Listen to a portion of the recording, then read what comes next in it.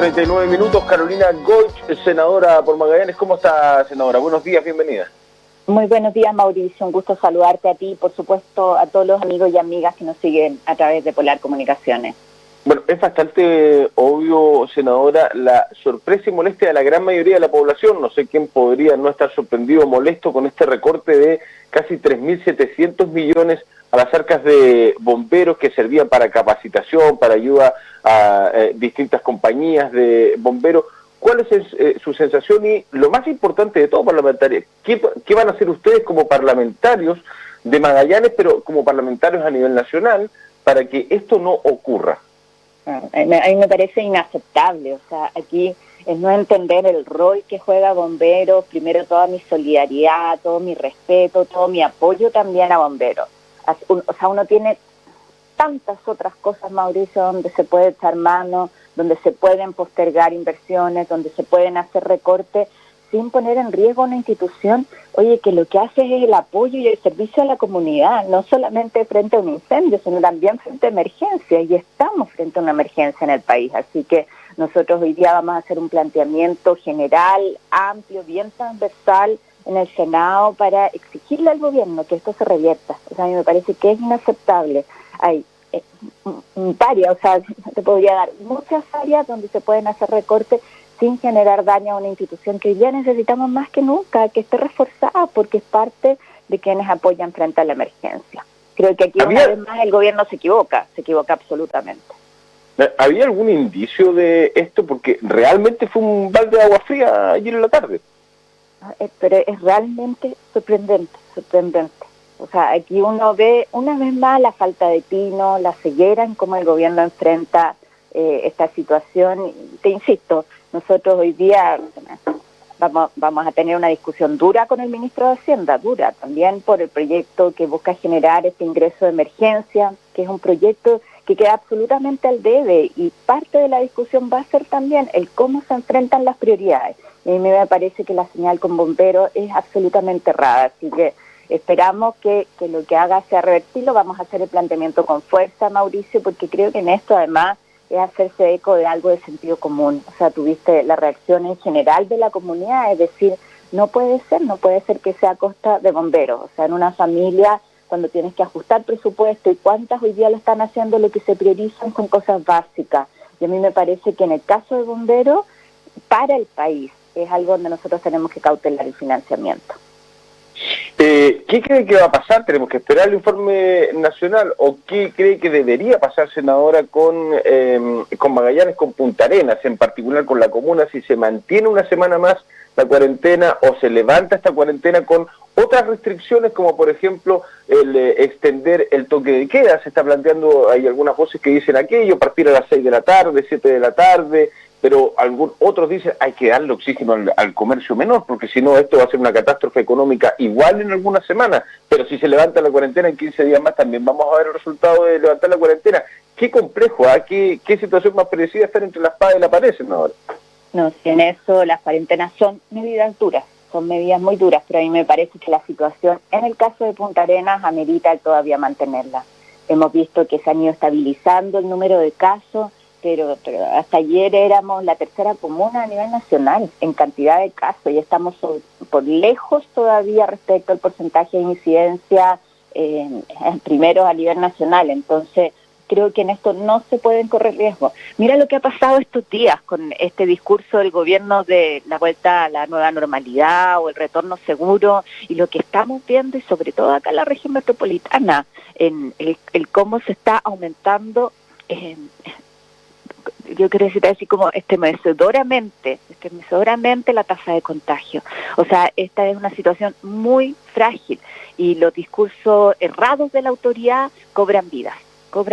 Nosotros partimos, Mauricio, el lunes con un seminario sobre el tema de salud mental, y quizás lo que más nos insistieron los expertos, es decir, claro, le pedimos a la gente que se quede en casa, es fundamental, pero también cuando la gente escucha que la autoridad dice se pueden abrir los malls, o cambia todos los días el mensaje, esa gestión de la información por parte de la autoridad es fundamental para el comportamiento de la gente. Y cuando tiene señales tan ambivalentes, un discurso tan discordante, obviamente lo que pasa es que la gente dice, bueno, entonces no es tan riesgoso. ¿Cuál es el resultado de eso? El aumento de contagio. Ayer lo reafirma la presidenta del Colegio Médico. Entonces, frente a eso, nosotros no podemos correr el riesgo y yo creo que lo más probable es que se mantenga la cuarentena y si hay además un buen comportamiento, que eso nos permita después tener medidas que sean menos restrictivas. Pero tenemos que aprender además, en el caso particular de Punta Arenas, en que esta es una situación con la que vamos a tener que convivir mucho tiempo. Y por eso yo creo que aquí es mejor pecar de exagerados, así que eso significa salvar vidas y no correr el riesgo de un aumento exponencial de contagios. Ya, va a haber que esperar, sí, a no ser que usted tenga alguna información privilegiada, senadora, y sepa que vamos a mantener la cuarentena, pero si no vamos a tener que esperar nomás hasta las 11, aprox. No, tengo información privilegiada. El día de mañana, sí, Mauricio, vamos a tener una reunión con el presidente de la República como Comisión de Salud. Y ahí lo que pedimos es hacerlo directamente, así como la tuvimos al principio de la pandemia, yo te diría hace cerca de un mes y medio, donde hicimos un planteamiento general y creemos que es momento también para volver a sentarse directamente con el presidente para tratar varias materias.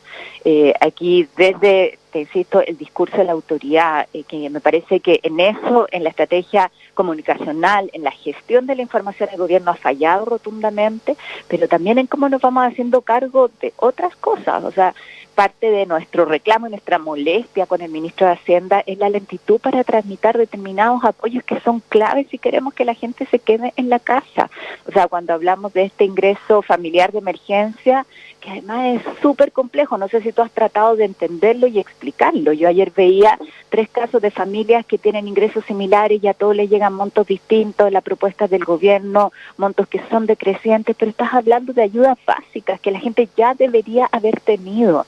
Entonces, ¿cuánto más vamos a ir como pidiendo migajas para que se entreguen apoyos que son fundamentales? A mí me parece que en eso el ministro de Hacienda, el mismo presidente, tiene que entender que hay que apoyar a la gente, que hay que en esto reemplazar ingresos que son básicos para la familia y hacerlo además más allá del 40% de la población más vulnerable. Por otro lado, el cómo nos hacemos cargo en los territorios de una mayor coordinación, sí, eso sigue siendo un tema. Si queremos ir levantando cuarentenas y teniendo otras medidas que sean más efectivas, lo que se necesita es mucha coordinación con los alcaldes, con la atención primaria, con los actores que están en el territorio, porque esa es la única forma, ¿no es cierto?, de ir implementando medidas que sean más efectivas. Y ahí sigue habiendo una pelea donde el ministro Mañalich pelea solo, pero que no ayuda para nada al objetivo que tenemos como país, que es el control de la pandemia. Senadora, ayer conversando con Duvalio Pérez, el director del Servio, nos decía que se están preparando para retomar los trabajos de construcción y para terminar proyectos de soluciones habitacionales ahora, en los próximos días. Se está solicitando permiso al Ministerio del Interior, depende de una u otra manera, hasta por ahí nomás de que si se levanta o no se levanta la cuarentena, pero si no, igual se están tramitando los permisos para que se retomen esas obras. Eso le va a dar oxígeno también a muchos maestros de la construcción, ¿no?, que han sido finiquitados, los más, ¿no?, centenares de maestros de la construcción finiquitados por empresas de construcción en las últimas semanas y en el último mes, pero van a retomar. ¿Qué le parece esa medida que se está trabajando y que va a pasar en los próximos días? A mí me parece que nuevamente tú tienes señales que no se condicen, o sea, mientras estemos en cuarentena, estamos en cuarentena. Si van los números mejor, ahí se podrán ir abriendo, pero con mucho cuidado, actividades que sean esenciales. Yo creo que en eso, de verdad que hay que entender que nosotros estamos en una etapa aguda, crítica, del pic, como quieras llamarlo tú, de la pandemia, de la expansión en Magallanes y en particular en Punta Arenas, y eso obliga a ser más restrictivos, lamentablemente. Así que lo que yo pediría ahí es el máximo de cuidado. Yo entiendo la presión que existe por reactivar ciertas actividades, lo entiendo perfectamente, y por eso te digo que es tan importante el plan de apoyo económico, real, para garantizar que aquí efectivamente se puedan priorizar las medidas de salud pública. Y creo que no solo pasa esto en garantizar el ingreso a las personas que han quedado hoy día sin trabajo, sino también en el caso de las pequeñas empresas. Ayer, no sé si tuviste tu oportunidad de ver las primeras reacciones que hay a través de redes a propósito de los créditos que están entregando los bancos, en el caso del FOGAPE. Y la mayor parte de las menciones eran: me rechazó el banco, esto no era lo que se dijo. Entonces, algo que anticipamos en su momento. que la banca no está cumpliendo con lo que dijo el ministro de Hacienda, y hoy día tiene que hacerse responsable el ministro de Hacienda de eso, porque están los recursos y recursos de todos los chilenos, recursos públicos para garantizar esos créditos, y por lo tanto tiene que hoy día hacer que los bancos cumplan con el compromiso que se hizo. Eso es lo que él garantizó en el Congreso, y es una palabra que hoy día le vamos a cobrar, para que esos créditos efectivamente estén, ¿te acuerdas que era tasa real cero? Disponibles para pequeñas empresas, porque o si no nosotros vamos a tener una realidad de crisis económica aún más dramática. O sea, aquí el plan de salvataje, el plan de apoyo tiene que darse para que efectivamente, tal cual como te señalaba, la gente pueda cumplir con las medidas de cuarentena.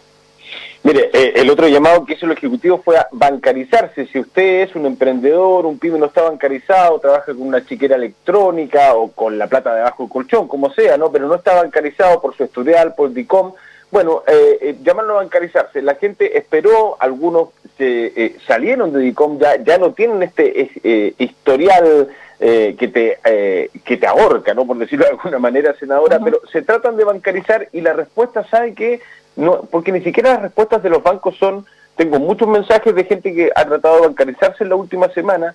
Tengo una persona muy cercana que se trató de bancarizar y le pidieron todos los antecedentes, estuvo una semana recolectando antecedentes. Esta es una buena conversación o quizás ya lo han conversado con el ministro, ¿no? Pero los bancos, la respuesta dice, ya, de acuerdo al plan de cuenta corriente ofrecido, porque además llama para ofrecer planes de cuenta corriente, las personas hacen todos los trámites, envían todos sus papeles, se demoran varios días, lo que significa hacer trámites hoy en día, senadora, y la respuesta finalmente de todo este proceso es que lamenta informarle que no es posible otorgar una cuenta corriente, que la no apertura de su cuenta se debe a nuestras condiciones objetivas del producto, tal como no cumplir con políticas de créditos definidas por el banco. O sea, la respuesta es nada, es una respuesta sumamente, ni siquiera confusa, no te dicen nada la respuesta de los bancos cuando no te quieren bancarizar, además, pues senadora, o sea, no solamente uno no va a poder acceder al crédito FOGAPE, algún emprendedor, alguna pyme, porque no está bancarizado, cuando se trata de bancarizar, tampoco aceptan la bancarización. Sí, mira, es que en esto estamos en una situación de emergencia, y por lo tanto, aquí yo creo que el rol del Estado es más importante que nunca. O sea, si el Estado no cumple su rol ahora, ¿cuándo, Mauricio? Y eso es algo que el gobierno tiene que entender. Entonces si el banco no cumple con las condiciones, entonces no intermedia estos beneficios, porque eso es un negocio para los bancos.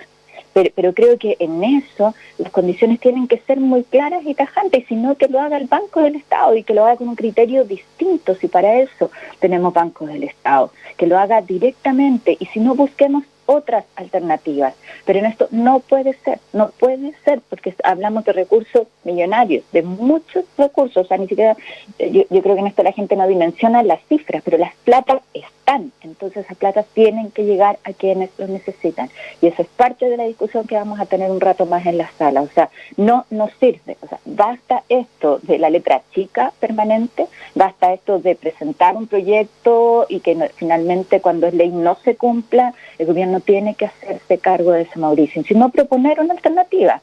En el fondo acá lo digo por conversaciones personales con el ministro de Hacienda, que señaló, y si no, lo haremos con el Banco del Estado. Entonces queremos verlo, pero queremos verlo en la práctica, porque a los primeros días de implementación lo que tenemos es una realidad distinta. Te lo digo además también, el cómo en las crisis aparece lo mejor de las personas, pero también lo peor, y no solo las personas, sino que en este caso las instituciones.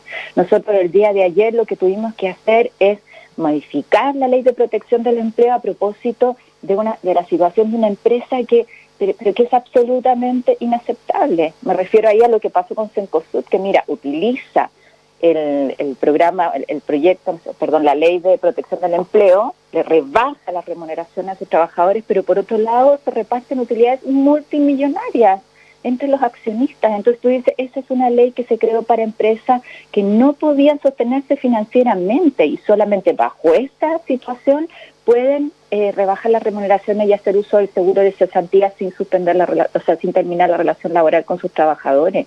Entonces, esas situaciones que son absolutamente faltos de ética empresarial, o sea, de un mundo privado que sigue desprestigiando lamentablemente a muchos empresarios que hacen bien las cosas. O sea, son los mismos que se coluden, son los mismos que traicionan la confianza de la gente.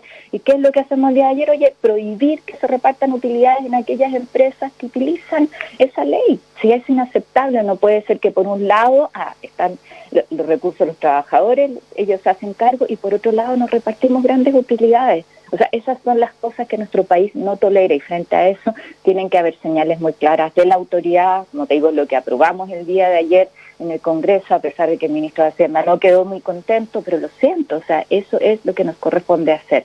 En este caso, cautelar el resguardo, ¿no es cierto?, de los trabajadores.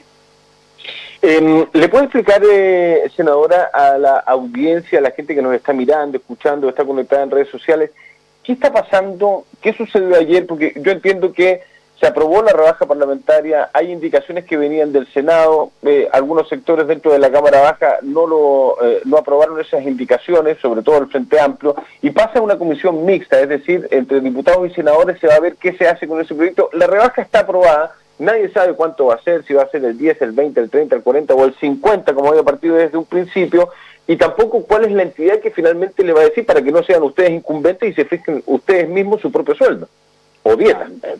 Evidentemente, y aquí lo que nosotros decíamos, vamos al tiro para que una comisión externa, ¿no es cierto?, lo fijamos en el Alto Consejo en el Consejo de Dirección Pública, que ahí ellos definan cuál es la rebaja y eso se aplique 30 días después de aprobada la ley. Eso es lo que aprobamos en el Senado. O sea, no una transitoria, sino que al tiro este ente externo establezca, ¿no es cierto?, cuál es la rebaja de la dieta y eso se aplique, y después, 60 días después, avanzamos también con otras autoridades que tienen altas remuneraciones en el Estado, es decir, no solamente en el caso de los senadores, diputados, ministros, que era como el primer paquete, ¿no es cierto?, a los 30 días, sino también en el caso de los CEREMI, del intendente, el futuro gobernador regional. Y ahí había una diferencia con la Cámara, y eso implica que se crea una comisión mixta. La comisión mixta, tú sabes, 5 diputados, 5 senadores, que van a tener que resolver eso, y lo que yo espero es que lo resuelvan rápido, que se le dé prioridad a esto para zanjar un debate donde todos hemos dicho tenemos que disminuir la dieta. En esto no solamente son señales hacia la ciudadanía, es un compromiso, estamos en un momento donde a todos se les pide un esfuerzo y nosotros también tenemos que hacerlo. O sea, sobre eso no hay duda, y busquemos la fórmula en que esto sea de acuerdo, pero además que sea una rebaja permanente. O sea, vamos al tiro a eso, no una modalidad transitoria y después la volvemos a revisar, sino que lo que dijimos del Senado, que aquí el criterio se mantenga permanentemente y en un ente externo. Se buscará la mejor fórmula, y insisto, Mauricio, que lo que queremos que eso sea lo más rápido posible, así como también ya el próximo miércoles está en tabla, en una semana más, el proyecto que establece el límite a la reelección, que era un compromiso que iba a la par. Dijimos, aquí hay 2 temas que la ciudadanía nos pide: la señal de rebaja de la dieta parlamentaria, pero también el garantizar que no nos vamos a eternizar en los cargos, que la actividad política no puede ser de por vida, ¿no es cierto?, sino que tenemos que dar también oxígeno, generar nuevos liderazgos, y es más que suficiente una reelección de senador y 2 de diputados. Ese proyecto de la reelección va a ser, o sea, ¿se va a ver en sala finalmente? Yo sé que está en tabla, pero ¿para cuándo se podría ver? ¿La otra semana? Claro, el día de ayer se acordó en el Senado que el próximo miércoles va a ser el primer proyecto de la tabla, porque además está en condiciones de ser visto hace ya un par de meses, que la Comisión de Constitución lo despachó, así que lo vamos a ver el próximo miércoles. ¿Y qué cree que va a pasar con eso? ¿Tienen los votos? Hemos escuchado también al senador Arboe conversando acá, extrañamente a nivel regional, hablando de ese proyecto. Sí, no es extraño, él ha sido partidario, hemos trabajado bastante juntos en eso, es parte de la Comisión de Constitución, y lo que yo espero es que estén los votos, Creo que el día de hoy nadie entendería que en el discurso planteemos que sí, que acogemos los planteamientos de la ciudadanía, que estamos por mejor política, pero que el momento en que nos toca votar esto, hayan votos en contra. O sea, por lo menos en mi caso, Mauricio, tú sabes, lo hemos conversado muchas veces. Este es un proyecto que presenté cuando era diputada, o sea, hace 8 años atrás, más o menos, y que ha costado tanto que avance. Y yo entiendo que cueste que avance, porque tiene que ver con ponernos autolimitaciones, ¿no? Y eso para muchos cuesta, pero creo que es lo que hoy día nos está pidiendo la ciudadanía. una mejor política también requiere renovación y sobre todo esta señal de que no nos eternizamos en los cargos, cumplimos periodos y nos preocupamos además también de fortalecer otros liderazgos. Más allá de que se apruebe o no se apruebe ese proyecto, igual van a haber algunos que no entran en, o sea, que van a poder ir a una reelección y otros que no van a poder ir porque si no cumplirían 24 años, ¿cierto? Más o menos, ese es el promedio entre 18 y 24 años. Pero los que van a poder ir a la reelección si se aprueba este proyecto, igual van a terminar cumpliendo 24 años. Entonces, a mí me llama mucho la atención de que se le limite a algunos que podrían cumplir 24 años si vuelven a ser senadores, por ejemplo, y no se le limite a otros o otras parlamentarios que sí van a poder ir a la reelección, pero que al final de sus periodos, tanto de diputados como de senadores, igual van a estar 24 años en el Parlamento. Es como lo mismo, ¿no? En eso, por lo menos de mi parte, me parece que esto tiene que ser retroactivo, que se tienen que contar los periodos que tienes en ejercicio en el Senado, te fijas. Esa es mi postura. Y yo espero, sí, Mauricio, que la discusión de esto sea con altura de mira. Esto no es un proyecto con nombre o apellido, las leyes no se hacen así. Esto es un proyecto que tiene que ver con mejor política. Esto es un proyecto que tiene que ver con hacerse cargo del desprestigio de la política hoy día frente a la ciudadanía. Y creo que sería inaceptable el que no se aprobara.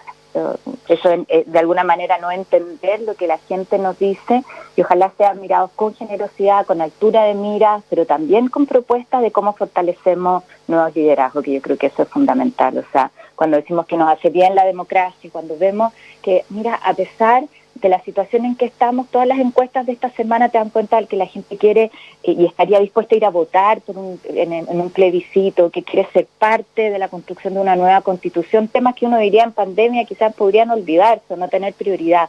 Eso nos está diciendo que la gente quiere ser partícipe, que quiere más democracia y que quiere mejor democracia. Y estas iniciativas van en esa línea. Ya, o sea, de aquí a una semana, ¿a cuánto podríamos tener? Porque acá lo que la gente está esperando, lo que se prometió hace 6 meses, que se iban a bajar la dieta parlamentaria. ¿Cuándo eso podría ser realidad? ¿Cuánto se demora para que usted le cuente a la gente? ¿Cuánto se demora una comisión mixta? ¿Cuándo volvería nuevamente a sala para que se vote? Y finalmente se les rebaje la dieta a todos los parlamentarios, que no sabemos todavía cuánto va a ser. Pues. Se supone que va a ser 50%, pero es muy improbable que sea eso, ¿no? Bueno, te insisto ahí, la comisión mixta tiene que reunirse, eso tiene que ser visto en la Cámara y en el Senado y va a depender de la velocidad que tenga la comisión mixta para resolver las diferencias que existen. Yo espero que sea lo antes posible.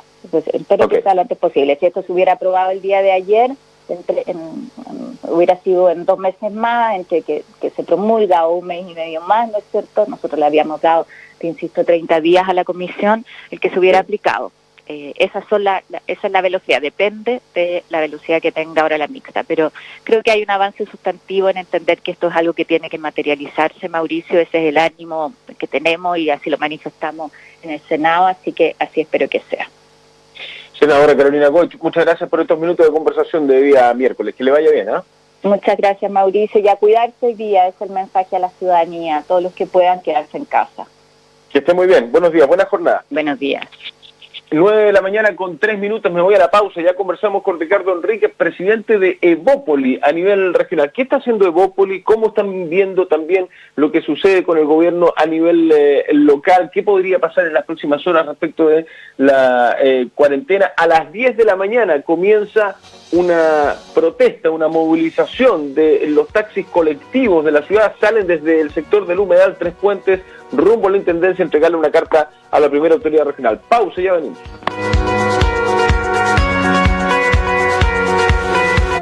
En tiempos de emergencia queremos darte una buena noticia.